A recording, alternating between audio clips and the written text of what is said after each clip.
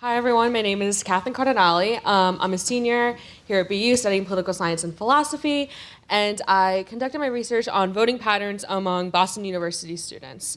And before I start, I just want to give a quick thank you to my friends and family, some of which are in the audience and also watching virtually, as well as my advisor, Maxwell Palmer, who teaches in the political science department here at BU.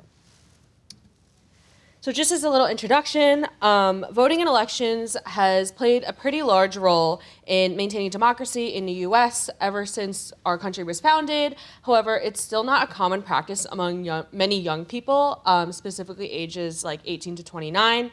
And my research project aims to look at these voting patterns specifically among students on our campus that are currently undergrad, including whether they vote or not, how they choose to vote while they're in college and on our campus, and their opinion on a wide variety of political issues. So I broke down my presentation today into my episode topics for my podcast, which was like my final deliverable for my research. So I start out with an introduction, which basically highlights the interest in my research topic, as well as my hypothesis, research significance, major predictions and hopes I have for the project. Then I went into my research methods, so I talked about why I chose a podcast. I talked about the survey that I sent out and why I decided to use a survey. I also talked about how I gathered different interviewees for my project and the pros and cons of both of those methods. And then I went into my research findings specifically from my anonymous survey. So I mostly just provided commentary and picked up on anything that I thought was interesting, any patterns that I could find. Next, I went into the research findings for my interviews, and it was a very similar process where I just provided commentary, anything that I've found to be interesting throughout the 5 different interviews that I conducted. And then I went into conclusions and next steps. So I talked about some of the aspects of my research that can be improved upon or expanded on, the expectations that I had for my project versus the actual outcomes I received, and any future directions that I'm hoping for my research to go in. So before sitting down to work on my project, I just came up with some predictions just to kind of get like a foot in the door to see what I think might happen with the research that I was conducting. So I had students fill out an anonymous survey through Google Forms, and I thought that they'd be pretty willing to do that, but less willing to sit for an interview with me to discuss their actual political opinions and views. And I also believed that political science students, followed by the humanities students as a whole here, would be more passionate and knowledgeable about various political issues, especially the polarizing ones, compared to the students who've declared other majors here. Lastly, I did also predict that BU would have a pretty democratic and progressive-leaning student body as a whole. So my project is significant because it blends multiple different disciplines. As a joint major, I did try to pull on aspects of philosophy as well into my project, and I wanted a cohesive deliverable that would produce findings that have not been researched in the past, which is why I wanted to focus specifically on BU's campus. I felt like it was a very niche pool of people to research. And my project could also serve as an inspiration or basis for other studies of the same nature at other colleges or other universities.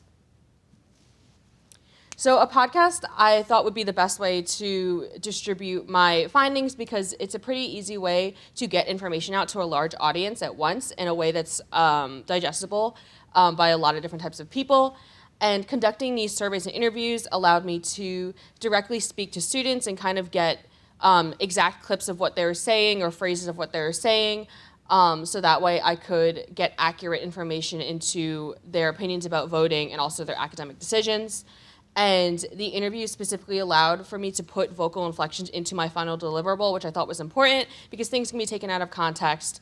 So I actually ended up putting pretty much everything from every interview into my final deliverable because I felt like it would be the best way to get a clear picture of what students think about when it comes to voting here on campus. So just before I start with like my findings, as a quick disclaimer, I did do my best to get a pretty wide variety of survey responses and interview responses. However, this pool does still represent a pretty small portion of the overall student population here, so therefore it may not be like a completely in ratio accurate representation to the entire population as a whole. So my survey was received by BU undergraduate students and anonymously submitted through Google Forms. Surveys can be easily sent out to large quantities of people, and they provide very brief but also informative, in-depth responses. And my survey featured a variety of questions ranging from like demographic questions to get a background on people, all the way to having students rank their level of agreement to disagreement on a variety of different political issues. And conducting student interviews allowed me to directly speak with undergraduates to get their opinions on things with full context. And I did, like I mentioned earlier, place these clips directly into my episodes in order to emphasize people's on-spot reactions to the questions that I was asking them. And I did ask students the exact same questions in the exact same order, so that way I could try to keep things as consistent as possible and prevent any extra bias from coming through. So this is just a highlight of some of the main words that I got back, both from the survey and also verbally from my interviews. It can go anywhere from just words that people mention that have to do with voting or elections, all the way to the topics that people were the most passionate about when I spoke to them on the different interviews. So in terms of conclusions and next steps, my survey was very effective in getting a number of responses from the undergraduate student population. I did get 41 total, and I feel like I was able to get a pretty reasonable amount of responses from a wide variety of different disciplines. And the interviews were a better way to zoom in on a few of those student perspectives on politics and voting, so that way I could really hone in on the details in a realistic way.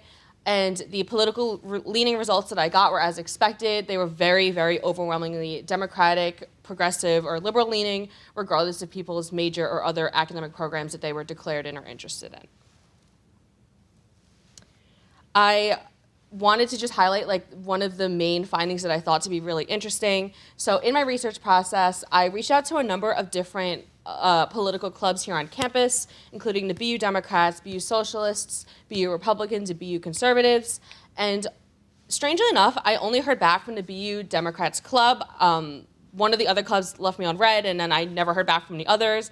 I did try to follow up at least once, if not twice, with most of these organizations to see if they'd be interested in having any of their students speak with me. However, the BU Democrats were the only ones that responded and allowed me to pitch at one of their meetings, which I thought was really interesting because I think it kind of speaks to the fact that people can be politically involved or say that they're passionate about certain issues, but it may not necessarily always follow through.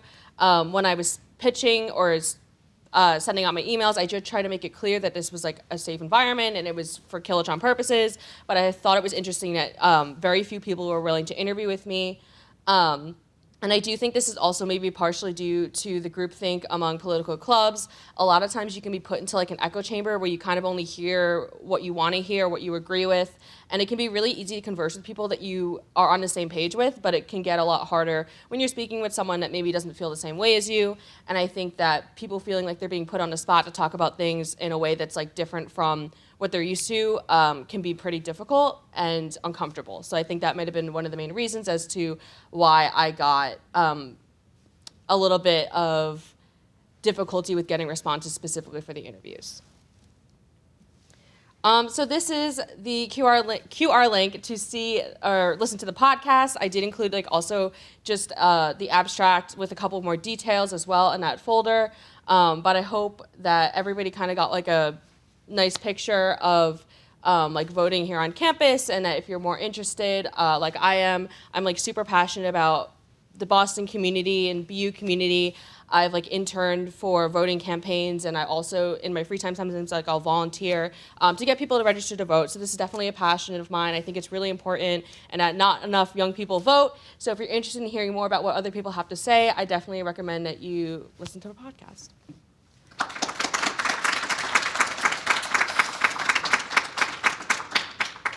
Okay, so now time for questions.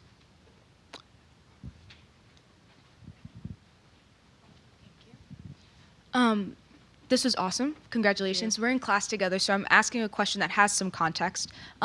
With the awareness that a lot of the clubs didn't respond, one of the reasons that I'm asking this is because I know that oftentimes publicity or an article or that kind of motivation might encourage more responses. When you're reaching out, did you inform them that a podcast was part of, or like a published podcast was part of the research, or was it just about the interviews themselves?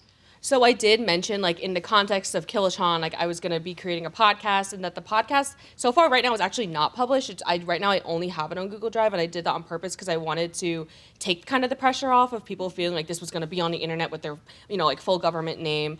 So I did, which honestly I found it even more interesting that I really did do my best to make it a safe space where people could talk with me, and I made it clear to people that it was like a safe environment, and people still were not as receptive as I believed they were going to be, especially given that I feel BU has a pretty big reputation for being like more politically vocal, if that makes sense.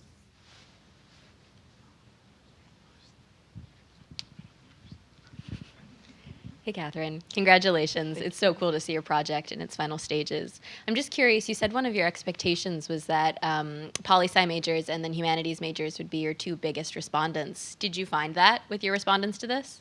Yeah, so I would say yes. For the most part, I got to interview two different people who were majoring in political science. I think one of them was a double major, but nevertheless, like, they were majoring in poli-sci. I also got a number of responses from the College of Communication, but I think that was just because of my connections that I have, like the people that I asked. Like, one of our friends is here right now, and she's like in the College of Communication, so she was like sending the survey out for me. But I did get mostly responses from people that were declared majors in more the humanities side than the sciences side. Yeah.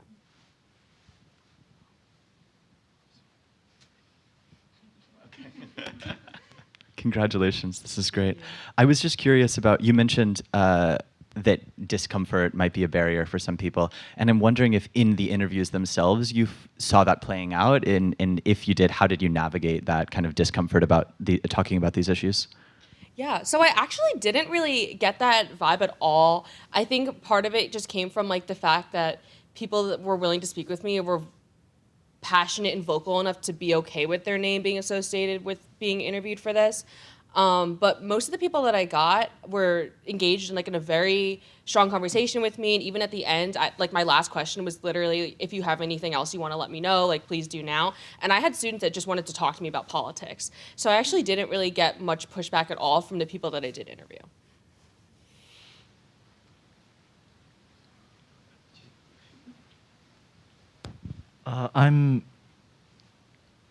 It's buzzing in my head because there was so much there. I'm wondering, did you get any sense of what political actions your interviewees take outside of voting, or also if they had any opinions on like where they vote, I'm trying to pronounce it, the efficacy of different types of votes they might have, and did that differ for maybe not just the majors, but like the identities of the different respondents? Yeah, so I think for the most part, if this answers your question, I got a number of people that I spoke to about like on like social media activism, which I know isn't the same as voting, but it's very common, like especially among people nowadays where like all of us have, or most of us will have social media like in some form. So I did speak to multiple people just about how they felt with that. And then most of the people that I spoke to indicated that they had voted in the past and that they did the absentee voting while they were on college, if that answers your question. We have time for one more question.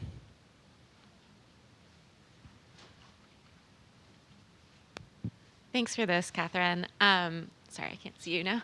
I noticed slacktivism was one of the words that came up in the word cloud. Can you say a little bit more about like the context, how that entered your interviews? Yeah, so I guess that kind of goes back to like the online social media conversation I was having with people.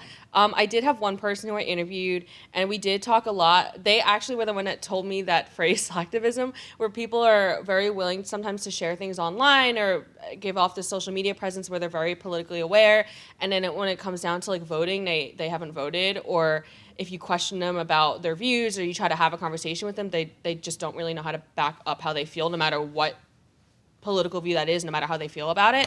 So we were talking about how a lot of times I think people feel like if they reshare something on Instagram, like that counts as like their brownie points for like activism and voting. If like and I also did speak with people and got their opinions on whether they believe that like social media activism was equivalent to voting, or if those are like separate, then you can't compare them, or like one of them is more important or more, what's the word?